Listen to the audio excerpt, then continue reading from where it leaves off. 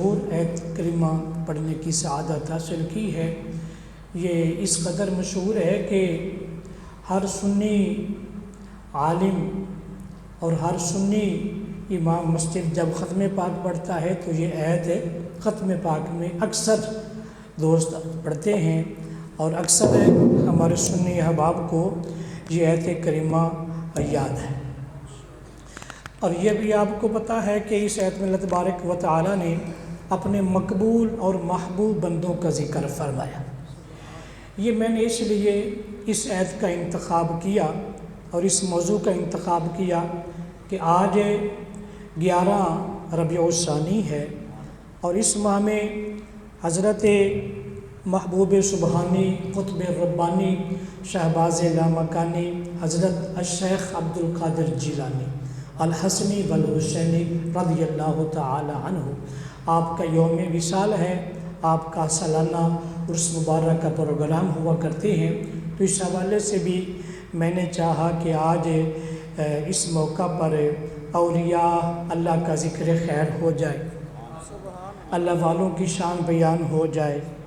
اور حدیث پاک میں آتا ہے نا کہ ذکر الانبیاء عبادت و ذکر الصالحین کفارت، فرمایا کہ نبیوں کا ذکر عبادت ہے، نبیوں کا ذکر عبادت ہے، اور اولیاء کا ذکر گناہوں کا کفارہ ہے۔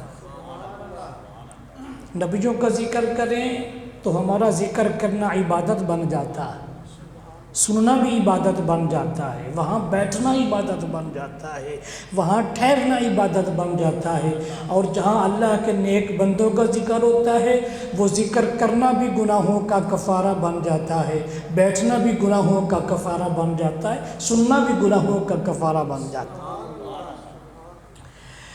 اللہ تبارک و تعالی نے اس آیت کریمہ میں فرمایا الا ان اولیاء اللہ لا خوف علیہم ولا هم یحزنون، خبردار اللہ کے جو ولی ہیں ان پر نہ کوئی خوف ہوتا ہے نہ کوئی غم ہوتا ہے۔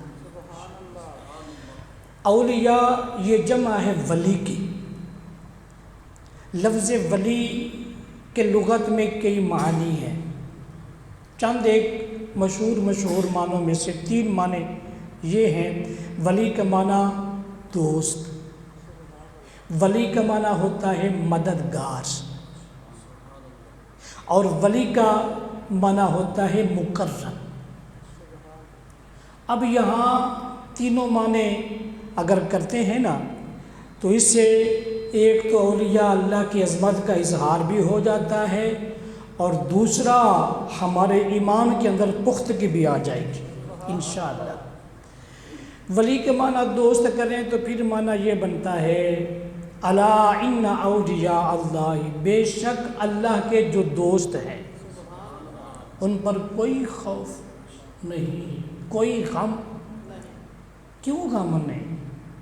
بھئی دنیا میں بڑے دنیا دار کا کوئی دوست بن جائے نا تو اسے کوئی خوف اور غم نہیں رہتا۔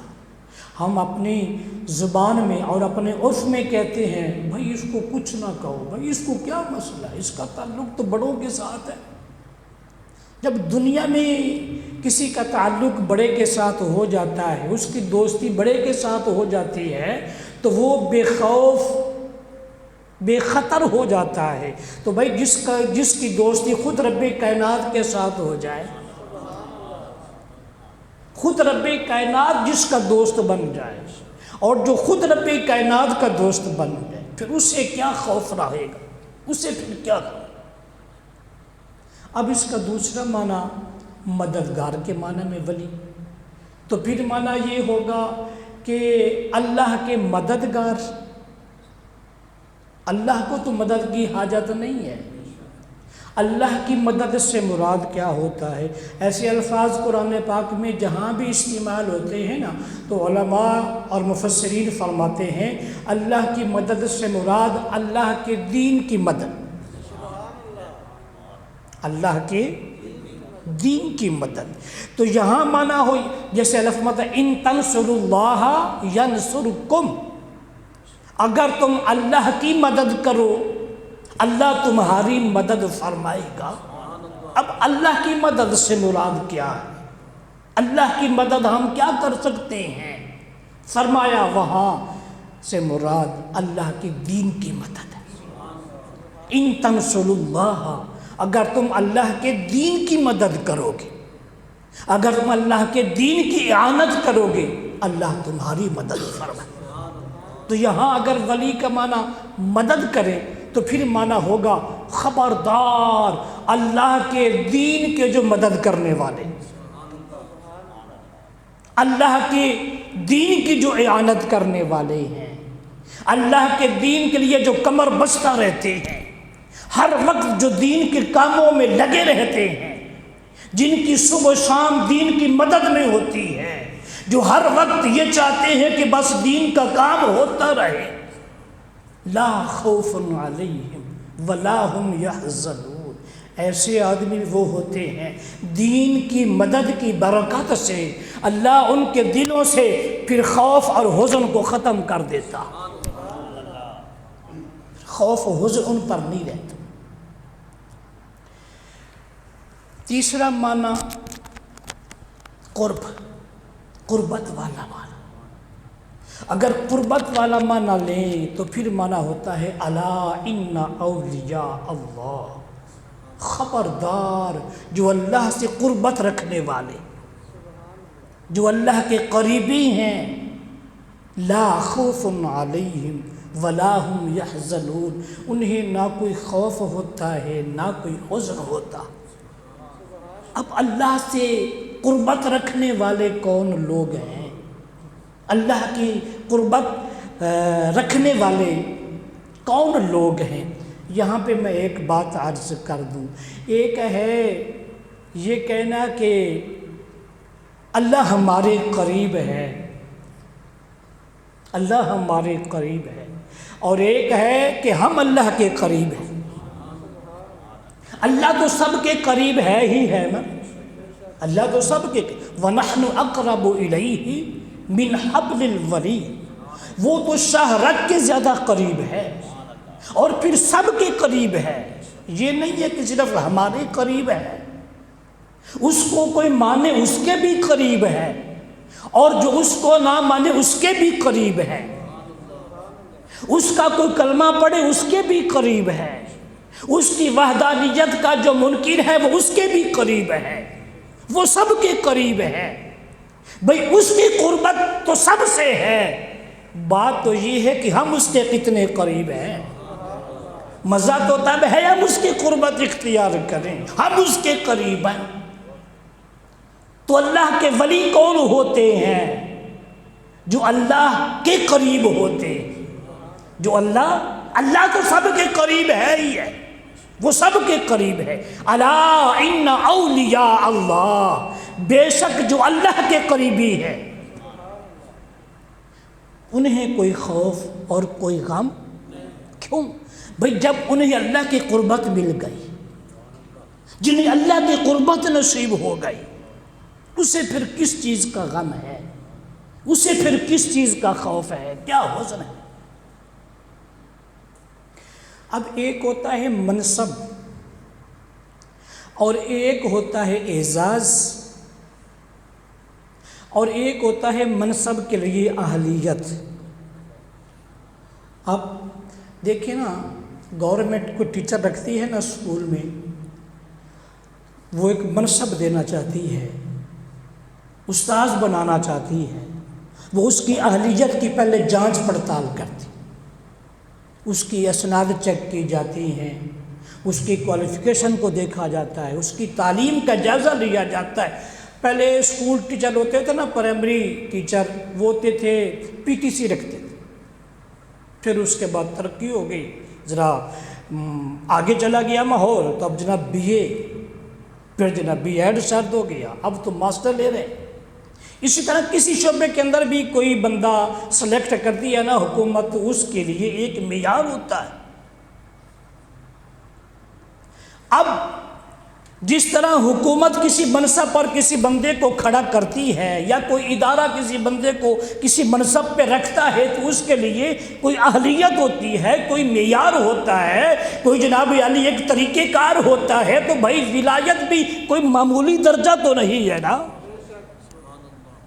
ولایت کے تینوں معنی آپ نے سن لیے نا۔ ولایت کا معنی دوست بھی، دین کا مدد کرنے والا بھی، رب کی قربت رکھنے والا بھی۔ اب اتنا بڑا درجہ، اتنا بڑا منصب، اتنا بڑا عہدہ، اللہ کی قربت والا، اس کے لیے بھی تو کوئی معیار چاہیے نا، اس منصب کے لیے بھی تو کچھ اہلیت چاہیے نا۔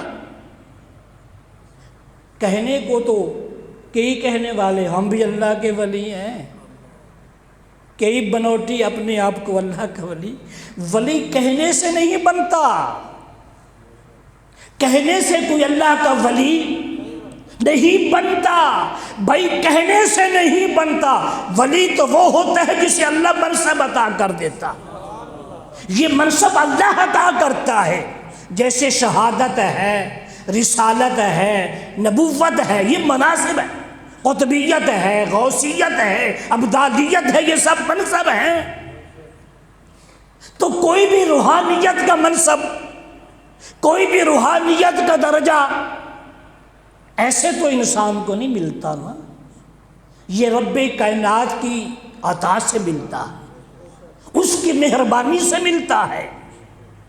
تو ولایت کا منصب جو اتنا بڑا منصب ہے ایسے تو نہیں مل جاتا، اس کے لیے بھی تو کوئی معیار ہوگا نا، اس کے لیے بھی تو کوئی اہلیت ہوگی نا۔ تو رب کائنات نے اگلی آیت میں یہ ارشاد الذین آمنوا وَكَانُوا يَتَّقُونَ، فرمایا اللہ کا ولی وہ ہوتا ہے آمنو، جو صاحب ایمان ہوتا ہے، صاحب اعتقاد ہوتا ہے۔ صاحب ایمان کا معنی میں اعتقاد کر رہا ہوں، کیونکہ ایمانیات کا تعلق اعتقاد کے ساتھ ہے۔ آمنت باللہ وملائکتی وکتبی ورسلی والیوم الآخر والقدر خیری وشر، ان سب کا تعلق اعتقاد کے ساتھ۔ تو ایمان کا تعلق چونکہ اعتقاد کے ساتھ ہے تو میں منع کر رہا ہوں الذین آمنوا، وہ صاحب اعتقاد ہوتا، اس کا عقیدہ ٹھیک ہوتا ہے۔ یہ اہلیت ہے جو رب کائنات نے صاحب ولایت کی اہلیت کو اللہ نے بیان فرمایا۔ پہلے کیا؟ الذین آمنوا، صاحب اعتقاد ہوتا ہے۔ اس کا مطلب ہے کہ کوئی بھی بد عقیدہ آدمی اللہ اس کو ولایت کا منصب، یاد رکھیں یہ عقیدے کی بات ہے اور اعتقاد کی بات۔ کوئی بھی بد عقیدہ آدمی اللہ کریم اس کو ولایت کا منصب، وہ دعوے کرتا ہے تو کرتا پھرے، اپنے آپ کو کچھ بناتا پھرے، ایسا ہو سکتا ہے لوگ کرتے ہیں، لیکن رب کائنات کی بارگاہ میں ولایت کا منصب اسے ہی ملتا ہے جس کا عقیدہ درست ہوتا ہے، جو صاحب عقیدہ ہوتا ہے اور جو صاحب اعتقاد ہوتا ہے۔ اب تفصیل میں جاؤں تو بات لمبی ہو جائے گی کہ صاحب اعتقاد کیا ہوتا ہے۔ بھائی جس کا اولیاء کے متعلق اعتقاد ٹھیک نہیں ہے، اصحاب کے متعلق اعتقاد ٹھیک نہیں ہے، اہل بیت کے متعلق اعتقاد ٹھیک نہیں ہے، انبیاء کے متعلق عقیدہ ٹھیک نہیں ہے، ان میں سے کسی ایک کے متعلق اس کے دل میں گڑبڑ ہے، وہ بد عقیدہ ہے، اور بد عقیدہ آدمی ولایت کے منصب پر فائز ہو سکتا نہیں۔ یہ بات یاد رکھو۔ آپ تاریخ پڑھیں نا، پوری تاریخ اسلام پوری پڑھیں، دنیا کے جس کونے میں آپ کو اللہ کا ولی نظر آئے گا،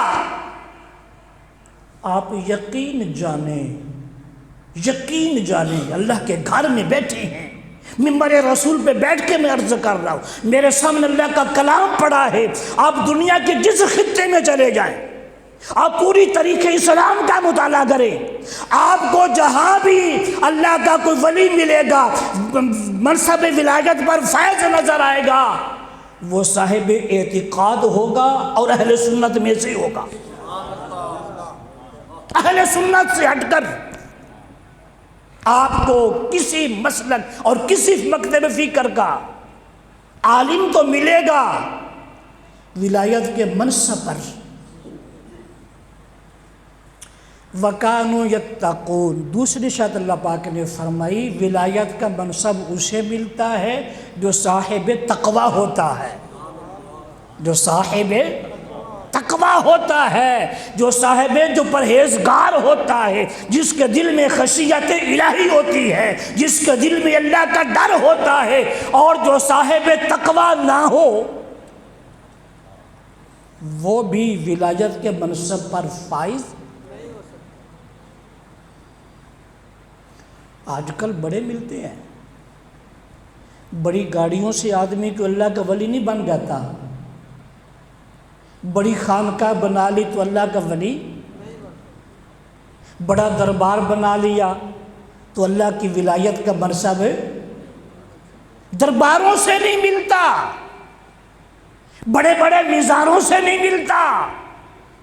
جس نے مریدین زیادہ بنا لیے، سمجھ لیا کہ میں ولایت کے منصب پر فائز ہوں، تو بھایا زیادہ مریدین سے بھی منصب ولایت نہیں ملتا۔ ولایت کا منصب اگر ملتا ہے تو اس کے لیے صاحب تقوی ہونا ضروری ہے۔ جو تقوی نہیں رکھتا ولایت کا منصب اسے،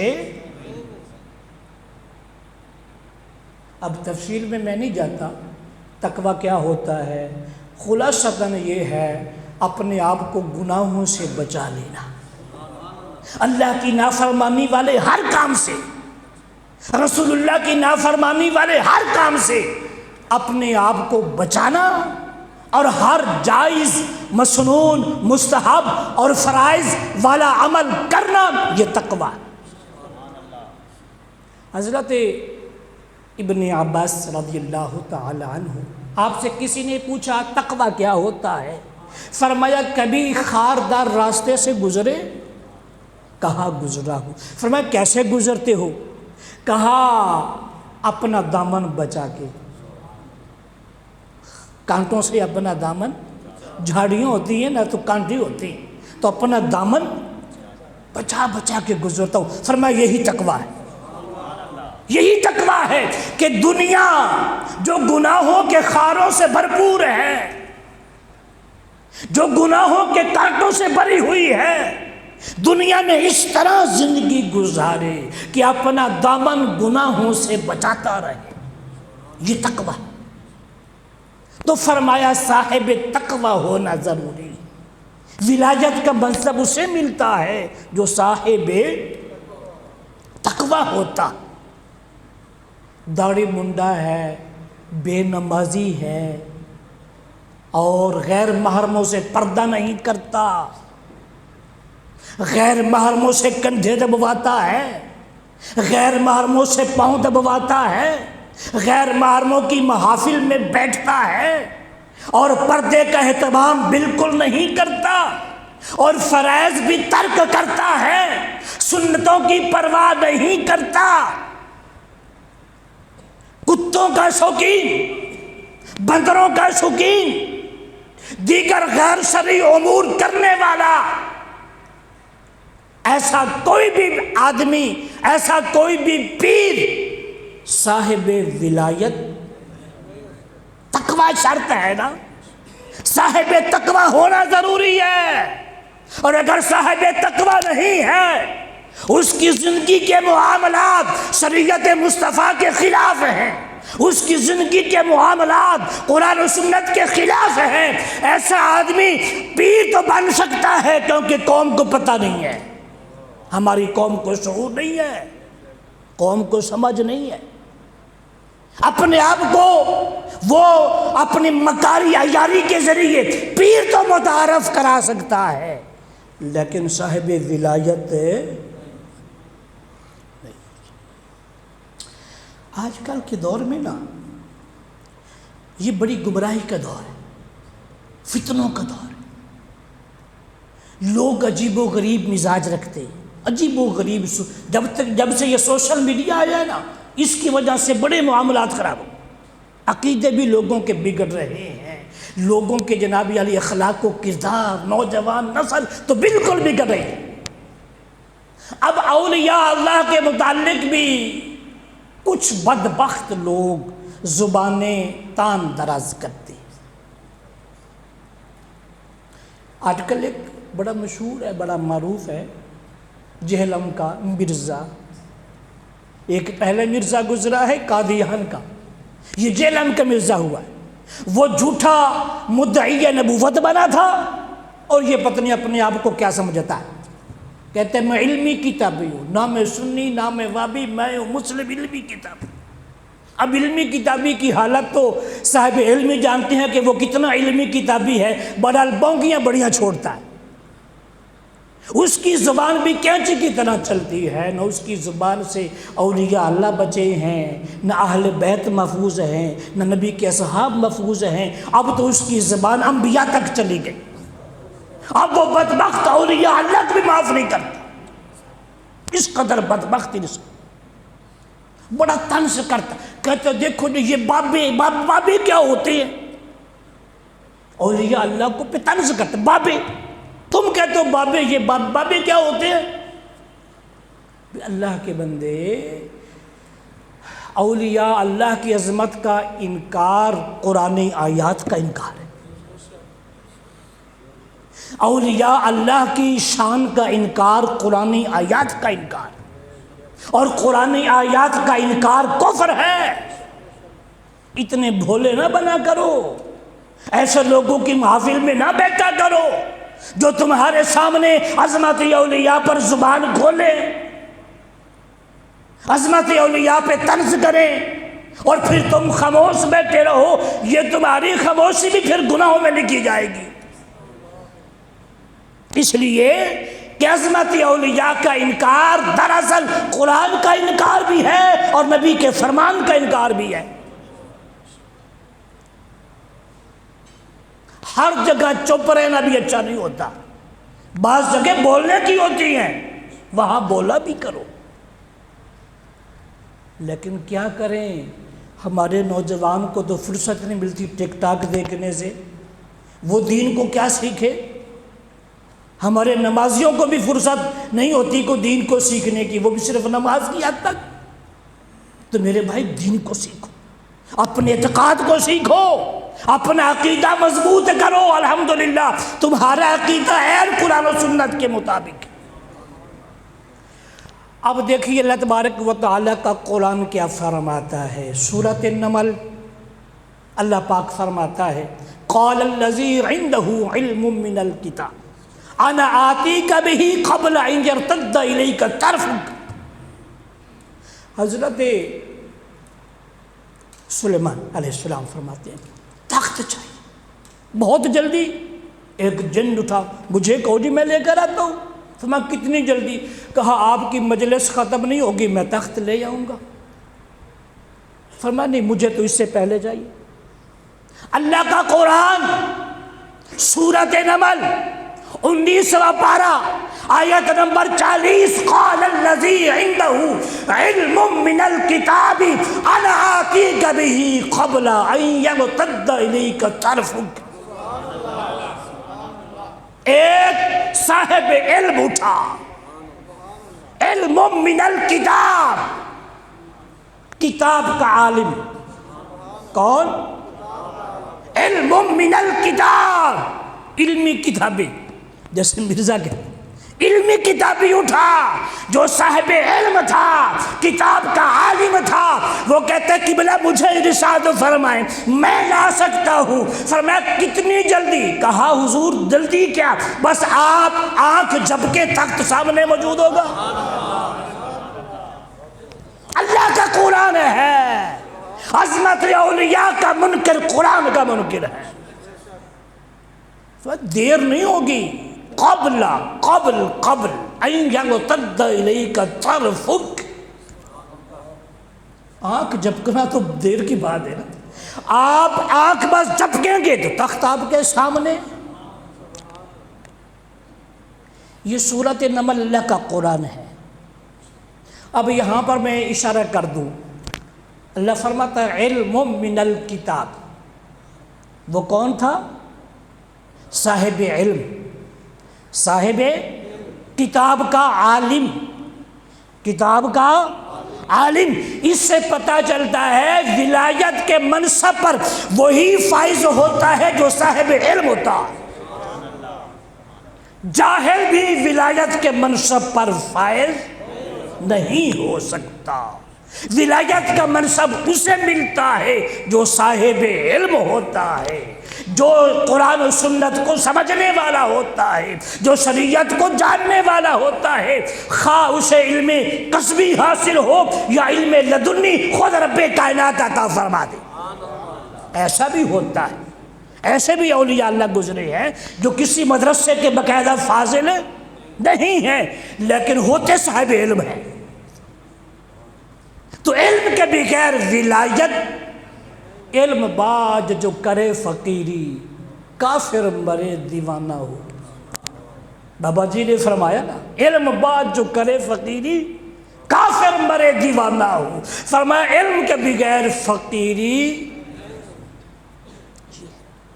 تو قرآن کی یہ عہد، یہ نظمت آ رہی ہے، ولایت کے لیے ایک چیز یہ بھی ضروری ہے کہ وہ صاحب علم ہونا چاہیے۔ اور اگر کوئی صاحب علم نہیں ہے، اب جسے قرآن و سنت کا پتہ، جسے شریعت کے معاملات کا اور دین کی سمجھ نہیں ہے، اب مجھے ایمان سے بتاؤ، جسے نماز کے مسائل کا پتہ نہیں ہے وہ نماز ٹھیک پڑھ سکے گا؟ اب جو نماز ٹھیک پڑھ بھی سکتا وہ کہے میں اللہ کا بہت بڑا ولی ہوں، جسے نماز کے طریقے کا پتہ نہیں، نماز کے فرائض، واجبات، سنن و مستحبات کا علم نہیں ہے جسے۔ تو صاحب علم ہونا بھی،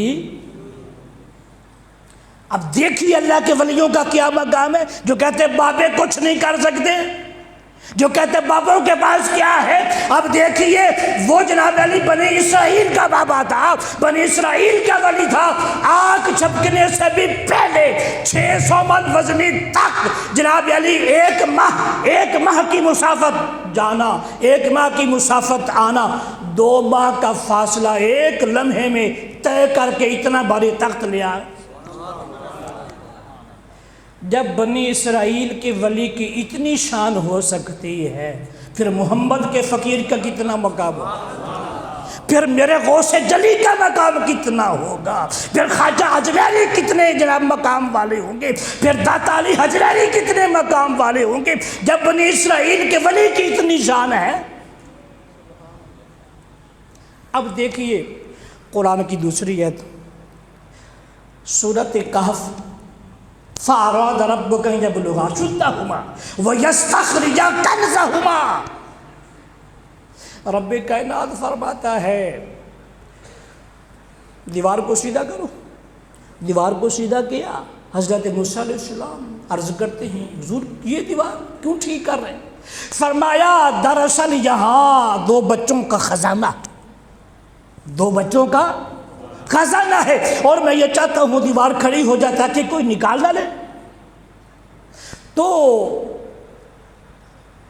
بھائی یہ 2 بچے کون ہیں؟ یتیم بچے ہیں، لوگ بچوں کا مال کھا جاتے ہیں، نکال بھی نہیں لیتے، ہضم کر جاتے ہیں، اور آپ اتنا اہتمام کر رہے ہیں، دیوار بنا رہے ہیں۔ بھی لوگ یتیموں کا مال کھا جاتے ہیں، ایسا ہوتا ہے، اور آپ دیوار بنا رہے ہیں، اور لوگ بھی وہ ہیں جنہوں نے آپ کی ذرہ بھر بھی جناب علی کوئی رسپیکٹ نہیں کی۔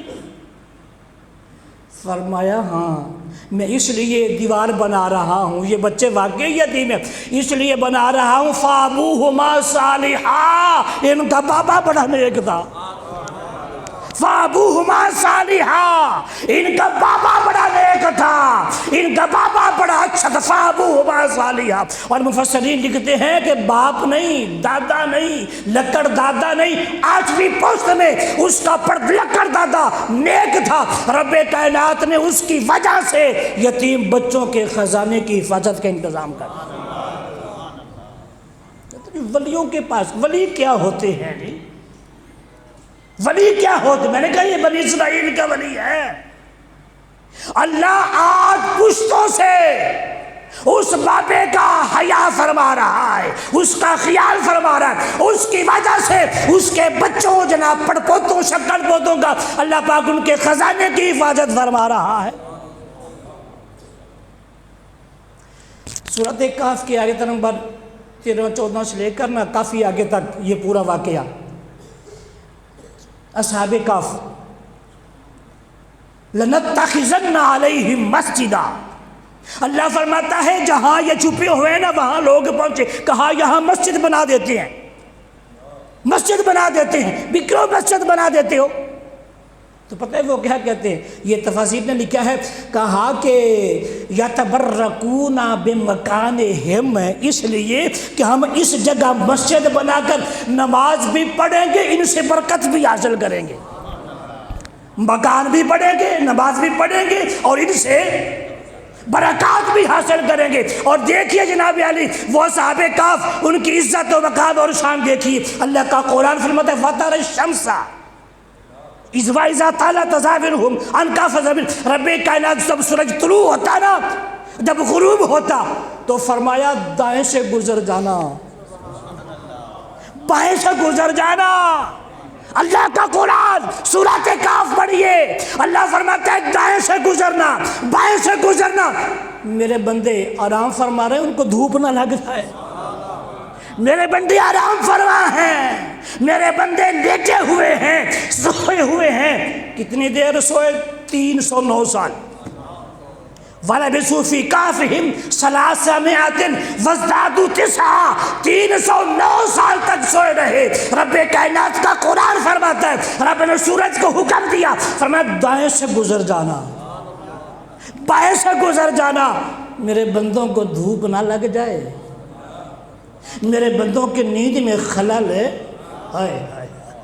اللہ تو اپنے پیاروں کا کتنا خیال فرماتا ہے، اپنے بندوں کا کتنا اللہ پاک خیال رکھتا ہے کہ میرے بندوں کو دھوپ نہ لگ جائے، میرے بندوں کی آرام میں خلل نہ آ جائے۔ اور آج کا کہتا ہے جناب علی ولی کیا ہوتے ہیں جی؟ اللہ کے بندوں کی تم بات کرتے ہو جی، یہ کیا ہوتے ہیں؟ قرآن کی بے شمار آیت، اب ٹائم ختم ہو گیا، ایک دو حدیث سے میں سناتا ہوں۔ سرکار نے فرمایا یہ جو اللہ والوں کے پاس بیٹھتے ہیں نا لوگ، ہم لوگ بیٹھتے ہیں، ان کی بات بھی سن لو۔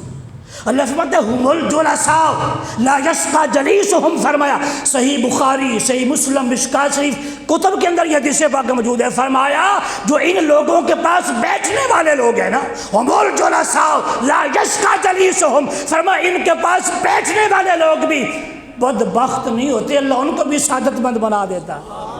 بھئی ان کا مقام تو بڑا بلند ہے نا، جو صاحب منصب ہیں، جو صاحب ولایت ہیں، ان کا مقام تو بڑا اونچا ہے، بڑا صاحب مرتبہ لوگ ہیں، لیکن فرمایا ان کے پاس جو بیٹھنے والے لوگ ہیں، نسبت رکھنے والے لوگ ہیں، ان کی قدم بوسی کرنے والے لوگ ہیں، رب کائنات ان پہ اتنی کرم نوازی فرماتا ہے لا یشقی جلیسہم، وہ بھی بدبخت نہیں رہتے، وہ بھی نیک بخت بن جاتے، خوش نصیب لوگ ہیں۔ اللہ کے دامن کو، اللہ کے ولیوں کا دامن، حدیث آخری حدیث پاک مجھے ٹائم بتایا گیا تھا، سرکار فرماتے ہیں قیامت کا دن نا ایک لائن لگی ہوئی جنتیوں کی جہنمیوں کی، ادھر سے ایک آدمی تھا، اس نے دامن پکڑ لیا، اما تعرفنی یا فلاں، مجھے پہچانتے ہو؟ وہ کہے گا نہیں یاد نہیں، وہ کہے گا وہابت اللہ کا وضوءً، آپ وضو کرنا چاہتے تھے، پانی نہیں تھا، میں لوٹا بھر کے پیش کیا تھا، لوٹا بھر کے۔ ایک اور آدمی وہ دامن پکڑے گا، کہے گا حضور مجھے بھی پہچانتے ہو؟ کہے گا فرمایا میں وہ آدمی ہوں، آپ پانی پینا چاہتے تھے، میں نے پانی کا پیالہ۔ اب حدیث پاک کے الفاظ مشکوٰۃ شریف، سرکار فرماتے ہیں فَيَشْفَعُ لَهُ، وہ جنتی آدمی جو صاحب منصب، صاحب مقام اللہ تعالیٰ کی بارگاہ میں حاضر ہوگا، فَيَشْفَعُ لَهُ، کہے گا اللہ یہ جیسے بھی تھے مجھ سے محبت کرنے والے تھے، یہ جیسے بھی تھے میری خدمت کرنے والے تھے، یہ مجھے پانی پلاتا تھا، یہ مجھے وضو کرواتا تھا، فَيُدْخِلُهُ الْجَنَّةَ۔ حدیث پاک میں آتا ہے، سرکار فرماتے ہیں رب کائنات اس جنتی کی سفارش کو قبول فرمائے گا، اس اللہ کے بندے کی سفارش کو قبول فرما کے فَيُدْخِلُهُ الْجَنَّةَ، اسے جنت عطا فرمائے گا۔ یہ ہیں اللہ والے جن کی قدم بوسی سے اتنا کچھ ملتا ہے۔ اللہ ہم سب کو اولیاء کی محبت عطا فرمائے اور ہم سب کو صاحب نسبت بنائے، صاحب تعلق بنائے۔